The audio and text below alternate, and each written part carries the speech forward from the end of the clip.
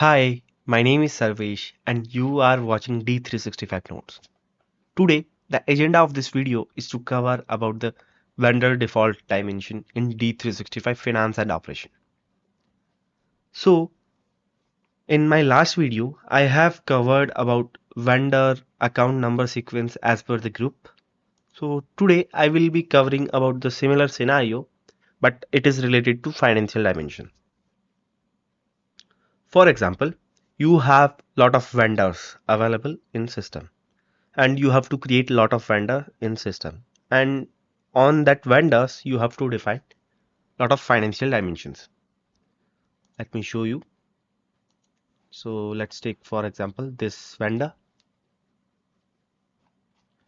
So if you see, we have financial dimensions available that we have to define, and it will take during the transaction that we will cover in the different video.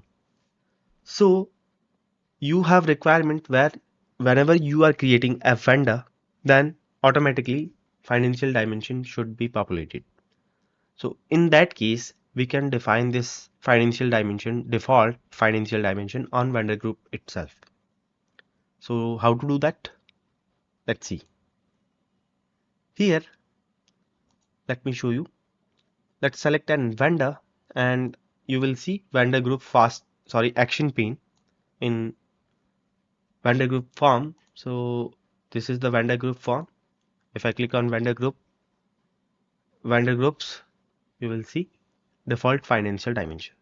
So if I click on default financial dimension, here I can define my vendor group default financial dimension. So what it will do, whenever I am creating a new vendor, system will take these financial dimension by default. Let me click OK. Similarly, I will show you for the second group also. Second group, I didn't select anything. So let's create a vendor now. So if you want to select like this, you can select and click OK. But now I didn't select anything. Let's create a vendor. Click on new button.